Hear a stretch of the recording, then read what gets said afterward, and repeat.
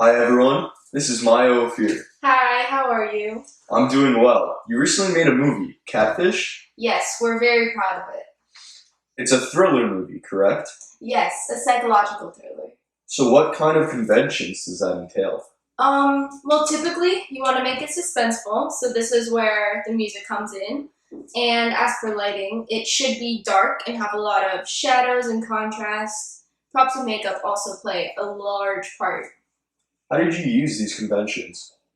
Well, the music aspect was definitely the easiest. I just added whatever I needed. What about lighting?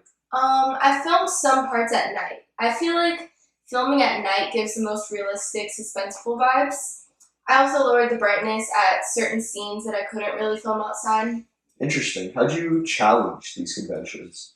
Well, I did not include any gore or blood in my film. A lot of horror movies will do that, and it's great for movies like Saw and Halloween.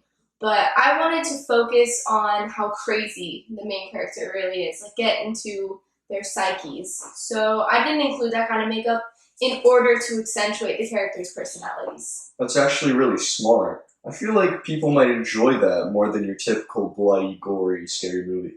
Thank you. I agree completely. I mean, I would much rather watch a movie that messes with your head than makes you sick to your stomach. Me as well. So your film only contains two actors? That's not a regular thing. There has to be some extra somewhere. Nope, just me and the other actor, Mario Simoes. I thought that, again, this would really bring focus to the characters. And instead of having to learn 9 different characters and all of their small backgrounds and stuff, the audience can really get to know the two main important characters. Some people have been having an issue with your movie. They're saying it doesn't really represent any social groups. What do you have to say about that? I would say that the point of my movie was more to send a message about social media and the effects of social media on teenagers. It's caused a lot of us to let our guards down and just trust anyone you randomly meet on the internet.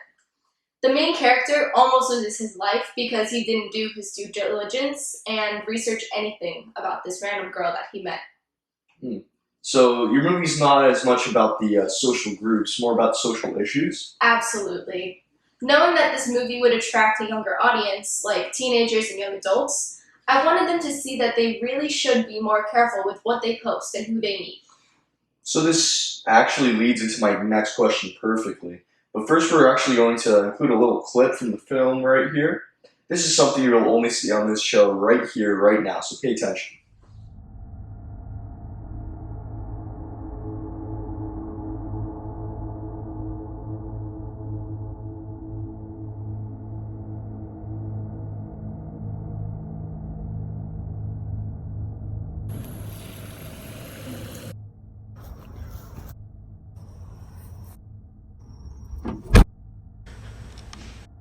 You're wondering how you got here, right?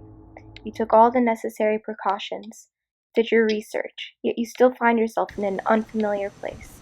Back over your head, hands behind your back. Well, let's rewind a little, shall we? You left me. You found someone better, after promising you never would. We were happy, weren't we? It was so easy to trick you. A new number, some Photoshop, and you were just wrapped around my finger. It's almost unbelievable how easy it was. So gullible. Anyway, I knew you wouldn't come see me if you knew it was really me, so I created a fake personality. Something generic, obviously, and talked you up a little until you trusted me.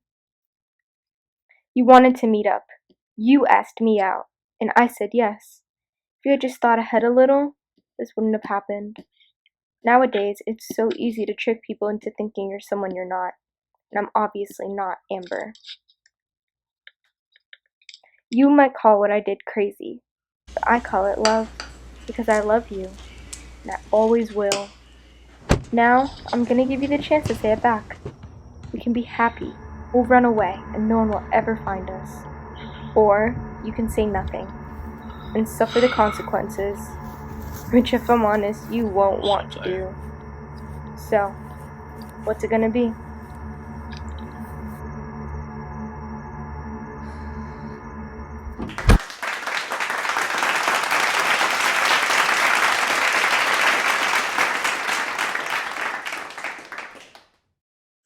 You're saying that it'll attract teenagers and young adults most of the time. So why do you say this? I feel like this age group can relate more with the film than adults today can. And why do you think that is? I feel like adults wouldn't get it.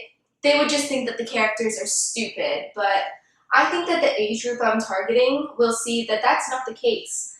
The characters are just too trusting, which I see as an issue today with social media. How do you think your finished product is going to engage with audiences? Again, I hope they feel like they can relate. Maybe I can even break through to someone and realize, like, oh, hey, I should be more careful. How will you be promoting other than through media? If you're asking about Happy Meal toys, then no. I think I'll promote mostly through advertisements, movie previews, social media, YouTube ads, that kind of stuff. Nice. So speaking of which, how do you plan on people watching your film? I plan to have it in theaters for 4 to 6 weeks, maybe more if I can, and it does really well. How about streaming services, Netflix, Hulu, that kind of thing? I would love to have it on all platforms: Hulu, Netflix, Amazon Prime. I want my movie to be easily accessible for many people. It's very interesting. It seems like you care a lot about your audience. I do. I am really proud of my film, and I hope that everyone will come to love it as much as I do. You're fairly young to star in your own movie, but also be the director, producer, editor, writer, and so on. How did you do all this stuff? Don't get me wrong, it was a lot of work. Many nights spent working for hours and hours, but what kept me going was seeing my progress. What do you mean? My first project was a commercial. Looking back and watching it, I see a completely different editing and producing style. Back then, it was very immature. It looked like a middle school project. Now my work looks like something I can be proud of. How would you say your production skills have developed from the beginning to the end of this film? I think even just from the beginning of this project, my skills are much different. The project I made before my film was a music video. It was very simple, with very little editing, and it was only 30 seconds long. My film was much longer, with much more complicated editing. I learned from trial and error how to make my title sequence and, all the other stuff, like matching 2 different clips to create one, and like having it be perfectly cohesive. This was all stuff that I had to learn through the past 3 to 4 months, doing so by just failing over and over. Your movie is about the effects of technology. How did you, in real life, integrate technologies like software, hardware, online things into your product? Well, since my movie is based on using phones and laptops, I had to use those.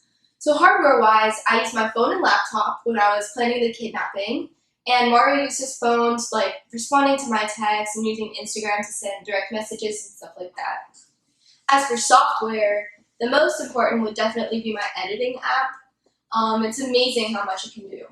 I upload all of my individual clips, put them in order, and trim them to the right lengths. It's pretty easy to use. I mean, it makes the whole process go very quickly. And I can also add music and transitions and effects and words, all that, very simply. I think I only really used online stuff a couple times. I used it a lot for my research, actually, but when making my movie, I only used it to download music and sound effects. Well, thank you, ladies and gentlemen. That's all the time we have left for today. Thank you, Maya, for coming in. Thank you for having me. Make sure to look out for Catfish coming soon to a theater near you.